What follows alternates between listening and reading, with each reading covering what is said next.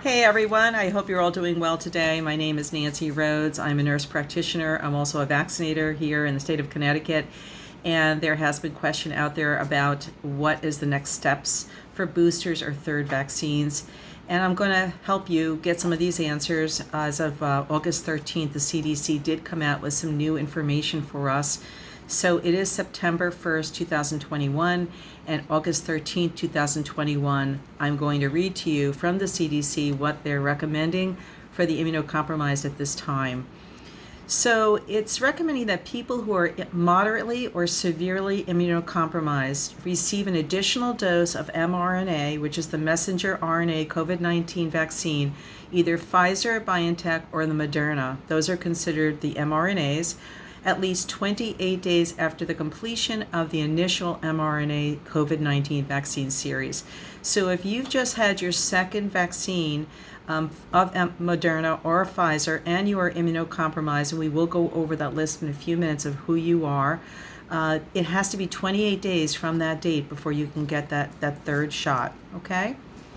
So available data show that these people, which are the immunocompromised, don't always build adequate levels of protection after an initial second dose primary series of the mRNA.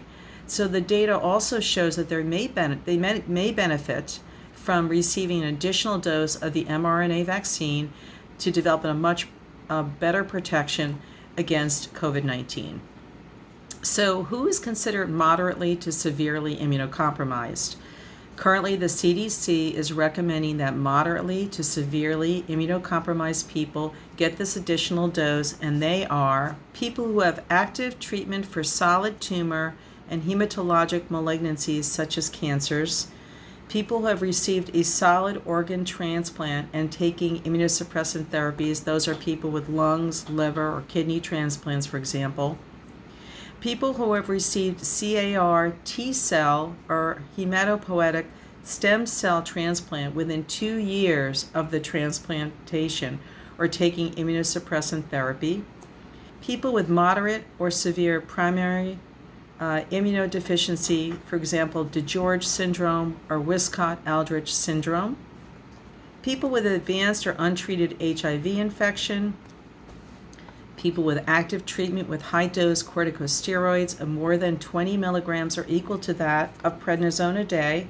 So that means if you have taken 5 milligrams 4 times a day, you are considered to be in that risk pool of being immunocompromised, and you should be getting this third vaccine. People who are taking alkylating agents, antimetabolites, transplant-related immunosuppressive drugs, cancer chemotherapeutic agents classified as severely immunosuppressant, people who are on tumor necrosis or TNF blockers, and those would be drugs such as Humira, Cimzia, Enbrel, Simponi, or Remicade, and other biologic agents that are immunosuppressive or immunomodulatory. I know that's a lot of information. You can go to the CDC, and we'll go over that in a minute to see if you're on any of these medicines and whether you fit in these categories.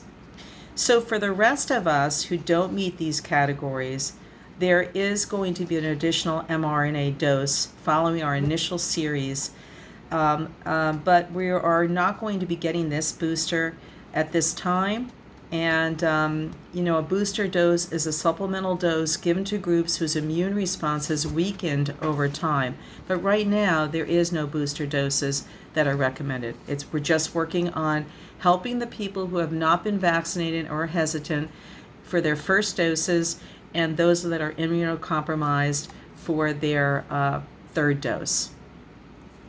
And we are going to be using the same vaccine, everyone, for that third dose. So if you had an mRNA, Pfizer, you're going to get Pfizer. And if you had mRNA Moderna, you're going to get Moderna for the third vaccine. Make sure you bring your card with you so that we can put the new vaccine on there.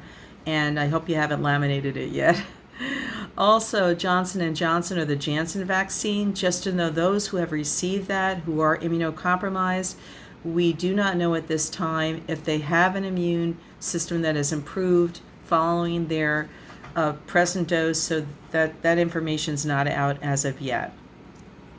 So what is the risk and benefits of getting this vaccine? Well, people who are immunocompromised are more likely to transmit the virus that causes COVID-19 to household contacts. That means their children, their parents, each other.